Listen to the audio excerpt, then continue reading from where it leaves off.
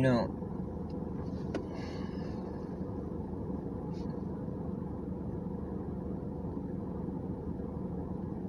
when you start to see people as energy, and you start to see the spiritual reasons why things happen the way they happen, why the world is the way it is, you can't unsee it.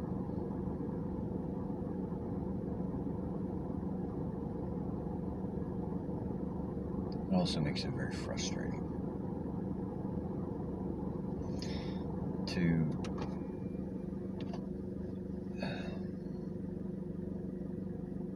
be able to see the spiritual purpose in someone's actions or things they're going through.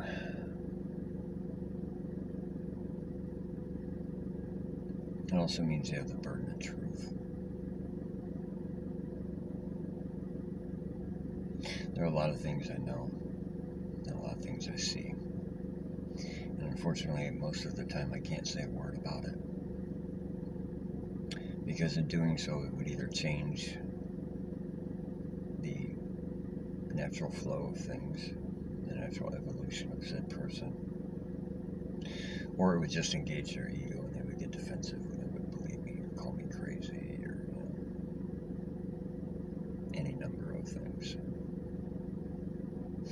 Ironically, I've been called blessed by more by less. I don't know. I'm a particular type of healer. I don't know if there's a term for it. I call it a catalytic healer or catalytic healer. I trigger people. They either love me or they hate me. I'm a very intense person. I'm a very intense presence. Most of the time they end up being irritated or hating me, or it brings up some form of jealousy or envy. Even the ones that love me and love to be in my presence because of how I make them feel. I've been told more times than I can care to count that just being around me makes people feel at ease, grounded, loved, and most importantly, it makes them feel at home. I have total strangers come up to me and just pour their life story out. Happens all the time.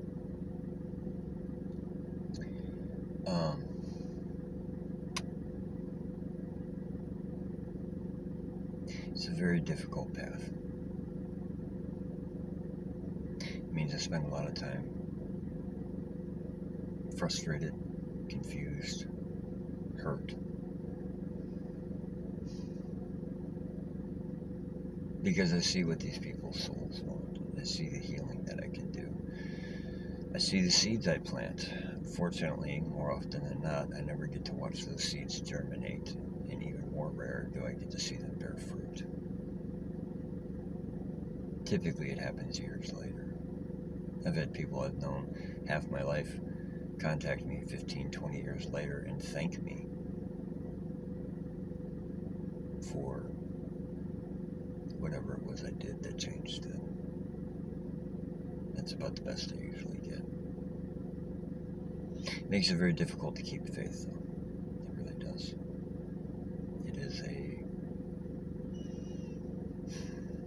sometimes very lonely existence. You know, there are times that I do things that I'm not even sure why I do them, and I won't figure it out till later.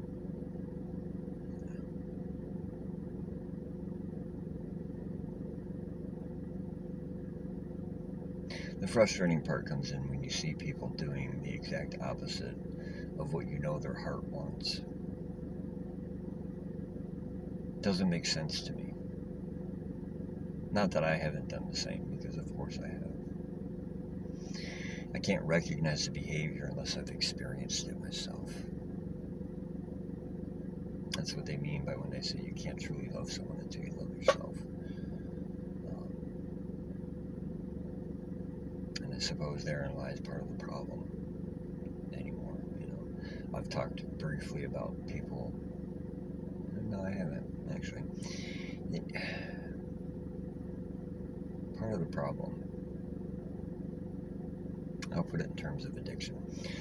One of the core issues I've discovered with addicts myself being one of them as well. Any type of addict, codependency, gambling, shopaholic, workaholic, sex, whatever. Social media. You're always going to an external solution for an internal problem. One of the core issues that almost every addict I've ever met and talked to, and there's been a lot, comes down to a self-worth issue, not feeling worthy of love, true unconditional love, not only from themselves, but from the Most High, from Source. And it's because their parents taught them some kind of conditional love. They have some expectation of what it should be and how it should come and things like this. And it's not a fault, it's not a bad thing. They don't know any better. That's what they were taught. That's what their parents were taught, their parents before them, and their parents before them. This is what's known as generational karma.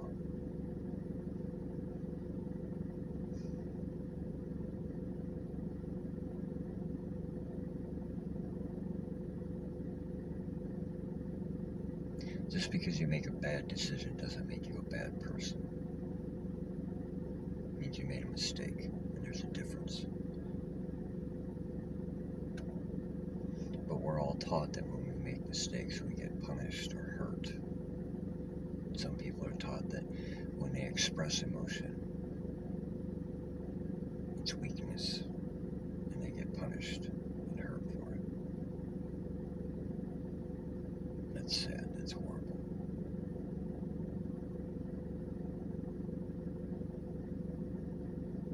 When in reality, all they probably wanted was a hug.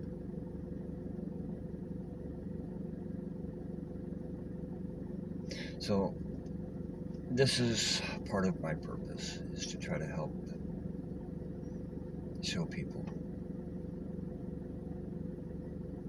what real power is. Real power is unconditional love. Unconditional love doesn't mean unconditional acceptance of one person or one person's behavior. It's loving them for all of them, flaws and all. It's loving them where they're at on their journey,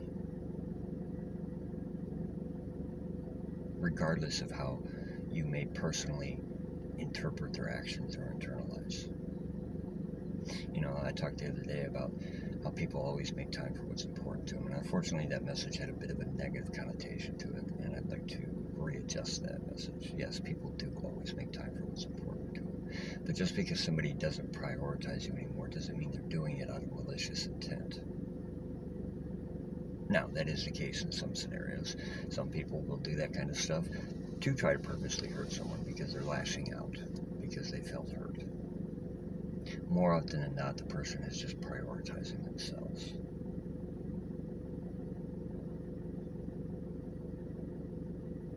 Is there anything wrong with that? No, not inherently, no. But like I said before, anything in excess is abusive.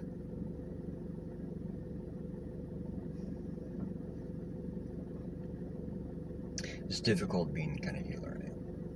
Because like I said, I trigger people.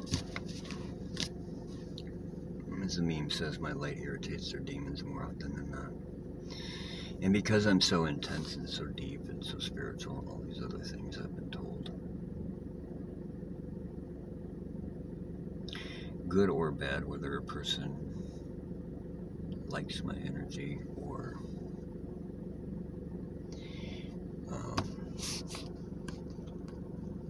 dislikes it,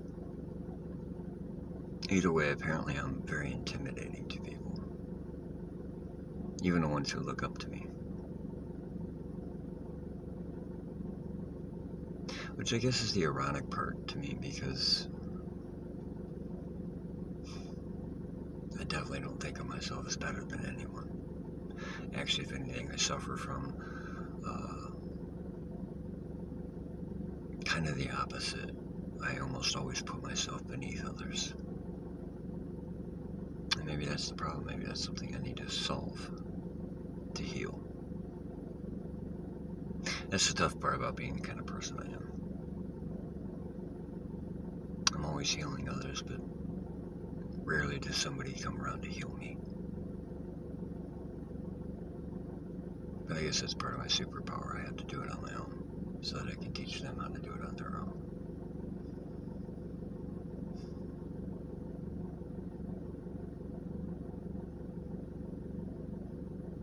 I don't know.